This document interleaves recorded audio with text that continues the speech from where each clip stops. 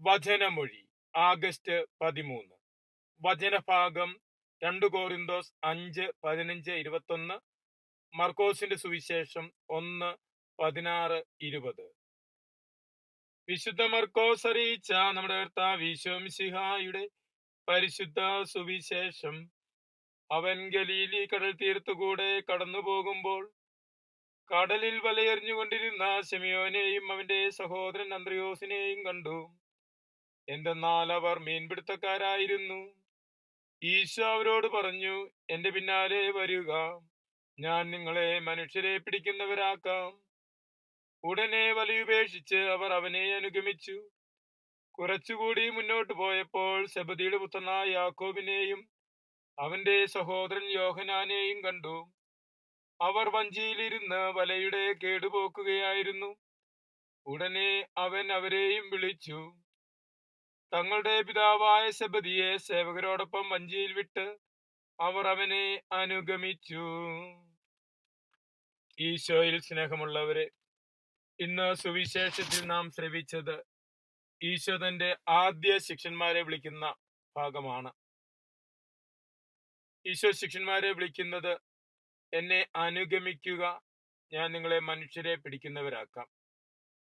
2 ദൗത്യമാണ് മിശിഹായുടെ ശിഷ്യന്മാർക്കുള്ളത് എന്ന തിരുവചനം ഓർമ്മിപ്പിക്കുന്നത്. 1, ഈശോയെ അനുഗമിക്കുന്നവരായി മാറുക.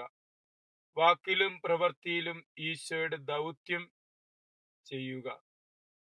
2, ഈശോയുടെ സുവിശേഷം അറിയിക്കുക, ഞാൻ നിങ്ങളെ മനുഷ്യരെ പിടിക്കുന്നവരാക്കാം. ഈശോ തന്റെ ശിഷ്യന്മാരെ എന്ത് ലക്ഷ്യത്തിലേക്ക് വിളിച്ചോ ആ ലക്ഷ്യം മറ്റുള്ളവരോട് പങ്കുവെക്കുവാൻ വേണ്ടിയിട്ടാ ഈശോ വിളിച്ചിരിക്കുന്നത്. സുവിശേഷവൽക്കരണമാണ്.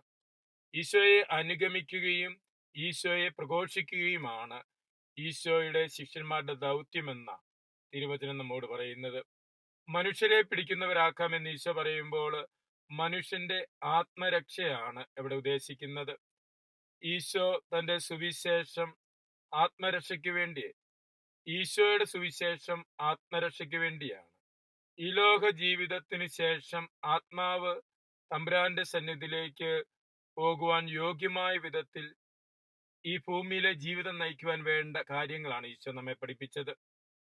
ഈശോ പഠിപ്പിച്ച ആ ജീവിത ശൈലി ജീവിച്ചുകൊണ്ട് ആത്മരക്ഷ മുന്നിൽ കണ്ടുകൊണ്ട് ജീവിക്കുവാൻ, അപ്രകാരം ആത്മാക്കളുടെ രക്ഷയ്ക്ക് വേണ്ടി പ്രവർത്തിക്കുവാൻ ഈശോ ശിഷ്യന്മാരെ വിളിക്കുന്നു. മിശിഹായുടെ ഓരോ അനുയായിയുടെയും ദൗത്യം ഇതുതന്നെയാണ്.